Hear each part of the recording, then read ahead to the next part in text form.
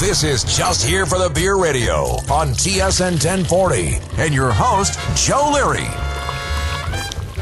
You can check us out at JHFTB on Instagram and Twitter. Also our Facebook page, justhereforthebeer.com, where you can go and listen to previous episodes of this wonderful program and other wonderful programs that we also have.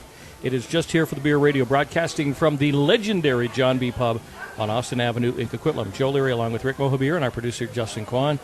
Dave Smith joins us. Dave is the editor of What's Brewing magazine. Nice to have you back, sir, for the summer issue of the mag. What's going on? Hey, guys. How are you guys? Good. How are you? Good. Awesome. So glad to get the magazine out. No, absolutely. And this is kind of cool because your cover story is brewing it up family style, but you're focusing on the Penticton beer scene, which I was there a couple of years back, and I'm sure it's grown since. But I was so impressed, as I am when I go virtually anywhere, with a population of around 50 to 150,000. There's a bunch of breweries there, and there's a great scene there. Penticton, not that much bigger than Port Moody.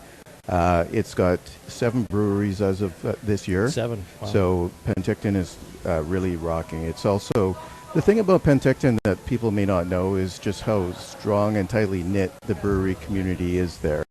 So we have a kind of a theme running through the 4 profiles we've done of the Penticton breweries, including Cannery, who's on the cover, which is a multi-generational ownership. So you've got husband and wife, Ron and Pat Dick, and their son Ian, who is has a prominent role in the brewery. And it's the same with the other breweries. You've heard of Bad Tattoo.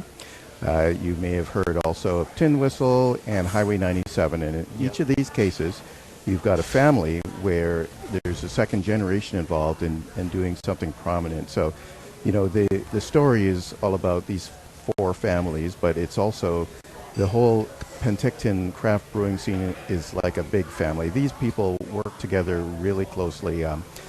Our writer in What's Brewing that comes from Penticton is Kim Lawton, and in her story she talks about how the breweries work together in something called the Penticton Ale Trail. And she talks about in this issue how they just went to Calgary for a Calgary International Beer Festival. They do things together. It's just amazing how close they are. So that's the cover story. It's a lot of there's a lot of reasons to go to Penticton, and if you get a chance to go this summer, I think you'll find that right around Peach Fest in the middle of the summer, it's a beautiful place to be.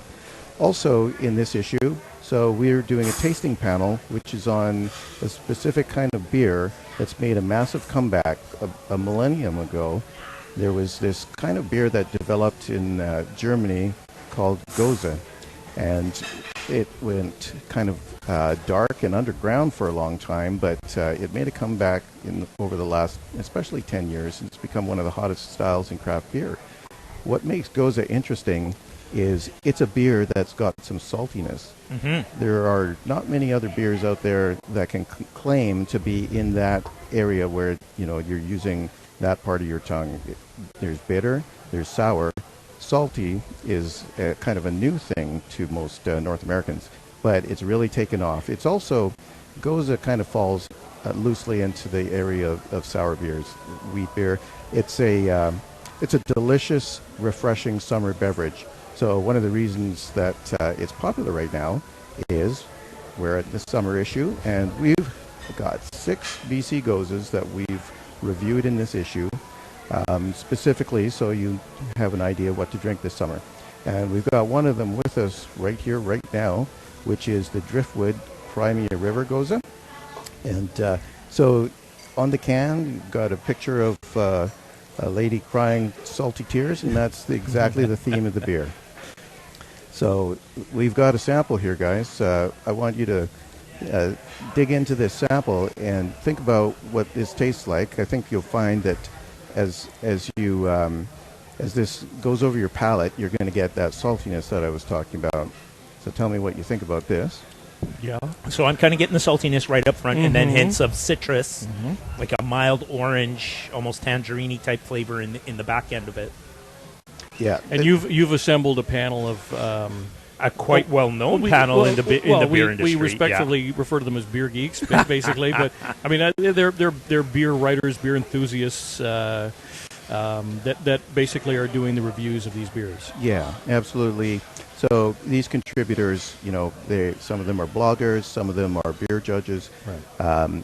This is something that we do every 3 months when we do our issue release, and our magazine is of course online as well. So people can go to whatsbrewing.ca. They can see the tasting panel. Today we released every time a story comes out in the magazine, it's also released on our website. Mm-hmm. So today we released this story on our website. The tasting panel is at whatsbrewing.ca/panel, and you'll find this very review of Goses. So we've got a half a dozen of them. They vary. Gose isn't just one thing. It's a number of different variations that you'll find when you go and look at the brews that were chosen for this. Thanks to Legacy Liquor Store for supplying the beers. Really appreciated. So the new issue, the summer issue of What's Brewing